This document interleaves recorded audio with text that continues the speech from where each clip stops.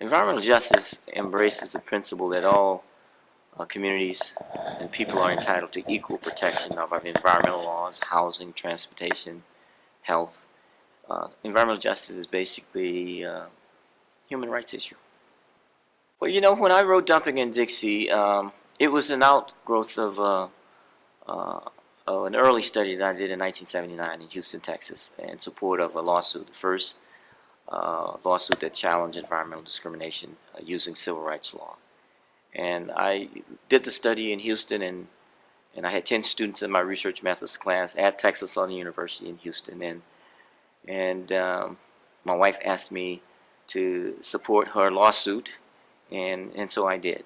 We did the study, and what we found is that 5 out of 5 of the city-owned landfills in Houston were located in predominantly black neighborhoods. 6 out of 8 of the city-owned incinerators were located in black neighborhoods. And 3 out of 4 of the privately owned landfills were located in predominantly black neighborhoods. And for the period of the 1930s up until 1978, when the lawsuit was filed, 82% of all the garbage waste dumped in Houston was dumped in black neighborhoods, even though blacks only made up 25% of the population. And so I wanted to know, is this just happening in Houston, or is just because Houston is so different? I wanted to know, is this something that's happening in other parts of the South? And so I expanded my Houston study and looked at Dallas, and all of the lead smelters in Dallas just happen to be located in predominantly black neighborhoods. And then I looked at Louisiana in that area called Cancer Alley, where a large portion of the hazardous waste plants and the chemical plants and refineries are located. And I found that basically the same pattern. Black neighborhoods tend to have a disproportionate share of those dangerous polluting facilities.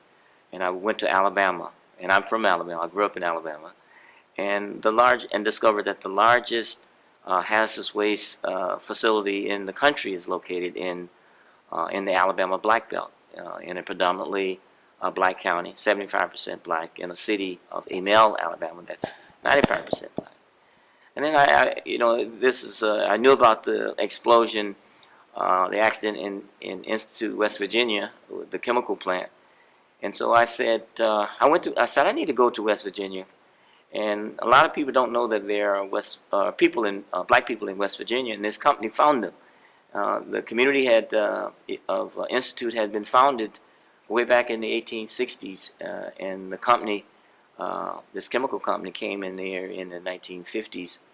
And so the same chemical that killed all those people in Bhopal, India, the Union Carbide plant, the prototype for that Indian plant was in Institute. And so I said, I found those case studies, and the central theme that ran throughout all of those 5 case studies in 5 different states was that black communities are getting dumped on chemical plants, solid waste, garbage, pollution, and from dangerous chemical plants, and communities resist it. And so that's how I titled the book, Dumping in Dixie: Race, Class, and Environmental Quality.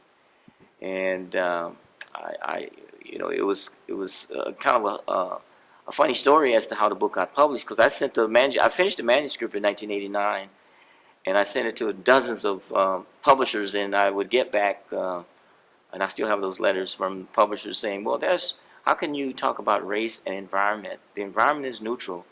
You can't talk about environmental racism. The environment is not racist, and the environment is objective, and everybody's affected the same. And then finally, I got this one publisher in Boulder, Colorado, Westview Press. They published a book in 1990, and they made it a textbook. I didn't know it was going to be a textbook. I wrote it to get in the hands of people who are fighting environmental racism, and they made it a textbook, and it got adopted as a required text by a lot of professors. If you're a professor and you require a book as a textbook, students have to buy it, and so that's how it became popular among universities, and it really was pretty widely read as a manual for looking at environmental justice.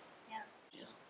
Well, it's been 40 years since the Margaret Bean versus Southwestern Waste Management Corporation lawsuit, Bean versus Southwestern Waste. And, you know, from 1979 to 2019, you know, 4 decades is a long time. I've seen a lot of change over the period of time in terms of the kinds of information that gets to communities, and the kinds of technology that's available. You know, we have great technology today with iPhones and iPads and with laptops and with Google, and being able to do GIS mapping, spatial mapping on a phone or on a laptop or iPad or in a, you know, at home. Whereas before we didn't have that way back then. We ran our data on a mainframe computer, IBM, using punch cards, and oh, it was so it was so ancient. It's almost like having a hammer and a chisel, you know, trying to do research. We find that more information really gets in the hands of communities that are fighting environmental injustice, and we have more community university partnerships. When I was doing my study way back in 1979, I couldn't call on any of my colleagues to assist and support because there were nobody doing this work, and there was no research methodologies or research protocols that we could look to point us in the right direction. So it was a lot of it was trial and error. And today we have lots of more information, lots of more studies. We have more professors in various disciplines doing this. It's not just sociologists doing the work. We have people who are in geography and psychology and hydrology, toxicology, epidemiology, economics, lawyers. We have a lot of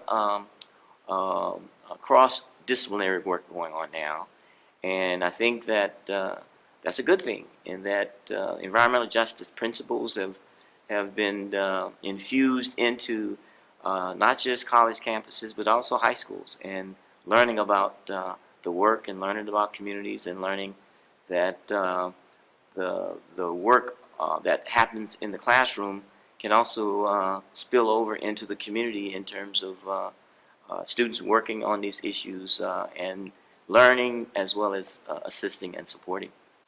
Well, you know, the environmental movement for decades had been a movement that had not addressed justice issues and particularly racial justice issues and inclusion.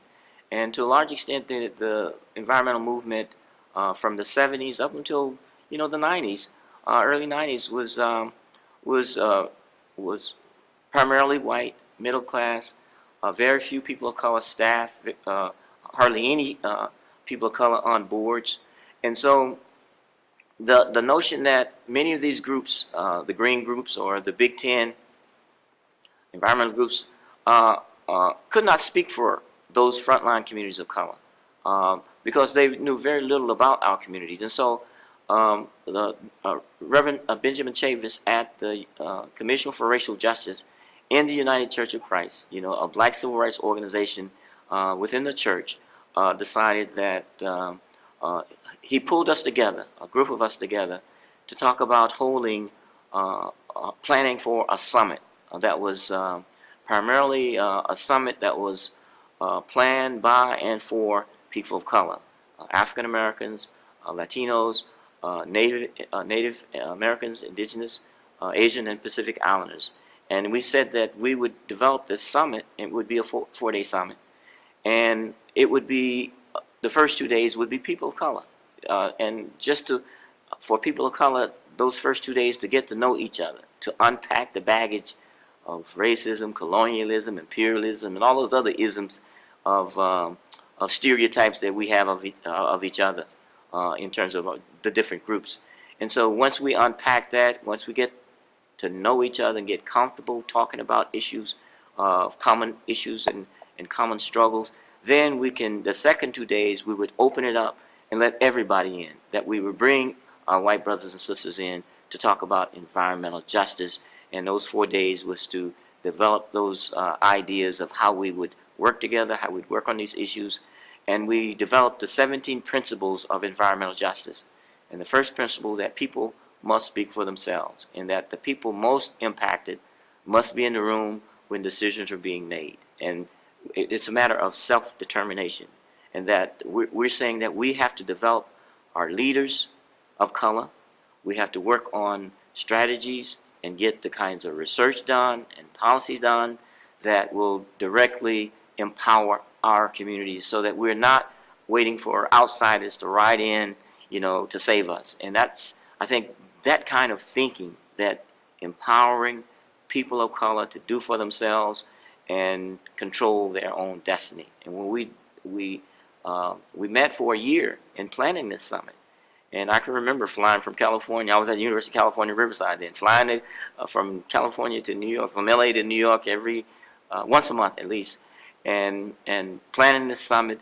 We planned it for 500 people. Over 1,000 people came to this summit. We had representatives from every 50 states. We had people from at least a dozen foreign countries that attended our summit to talk about and plan for how we will build out this larger inclusionary movement to deal with fairness, justice, and equity, and also not run away from the fact that racism in many cases was driving the disproportionate impact of pollution on our communities. The summit was drawing together people to plan for our future, to really call out and to try to dismantle those structural barriers that create inequality, environmental inequality, economic inequality, gender inequality, health inequality, and not just always focus on the bad stuff, the pollution and externalities, but also generate interest and strategies and policy planning to make sure that communities of color and low-income communities also get their fair share of amenities, of the good things that make our communities whole and healthy and livable. And so it was a defining moment in our history that this was, a case where we had various groups that came together that decided that we will take our self-determination in our own hands, and that we would plan for working in our various communities. And when it came time for us to work collaboratively across our racial and ethnic groups, our income groups, we would do that in a coordinated way, in a collaborative way. And so it showed a lot of the environmental groups that people of color are basically saying that we want to define for ourselves what the environment is. And we redefine environmentalism. We define the environment as where we live, work, play, learn, worship, as well as the physical and natural world. We brought it all together.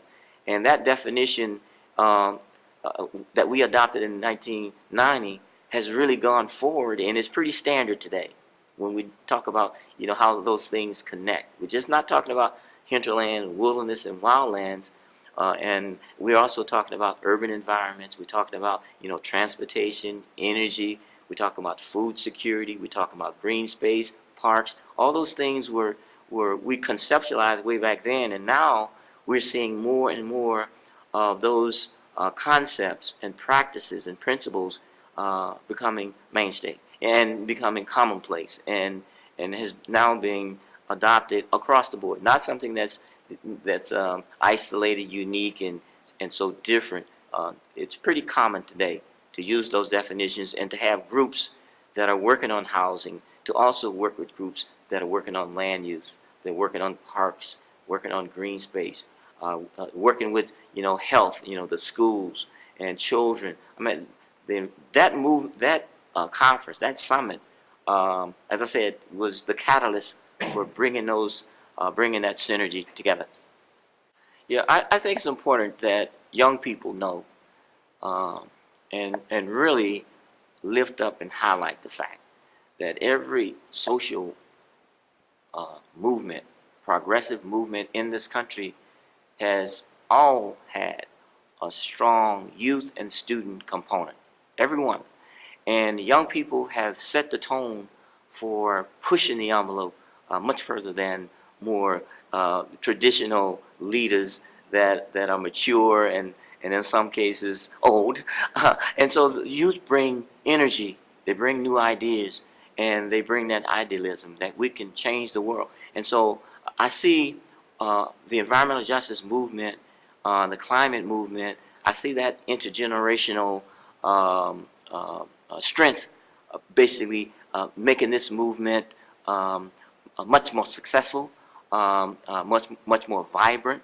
And I think the fact that young people can own climate, can own this issue, because we're talking about the not only the impacts that's occurring now in terms of the environmental impacts, the health impacts, and all those climate impacts, wrapped in one, but also we're talking about future.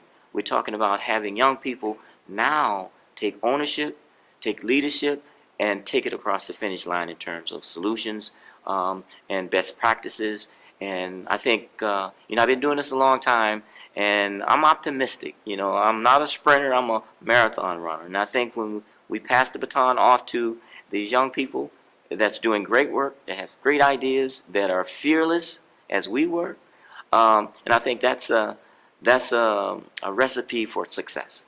Well, well, I'd have to call myself an accidental environmentalist, and I got involved because I was asked to collect data for the lawsuit that my wife filed. I mean, and the fact that she needed someone to collect this data and do this study. This is not something that I planned, and sometimes your future and your career trajectory will take you in a path that's unexpected. And so when I was called to do the job, I stepped up, and over the last 40 years, I've seen a role that I can play, and I've tried to do my very best to expand the ideas and the concepts and the work, and to recruit others. I have students who have students who have students that's doing this work now. And so the way movements grow and mature is that you replenish the ranks and you grow and expand. You broaden your base and you incorporate, the just equity and fairness across the board. And I think that's what keeps me going. And I'm optimistic. I'm optimistic that we will continue to grow and thrive and solve these many problems that challenge our society. And I think that for me is enough to keep this optimism.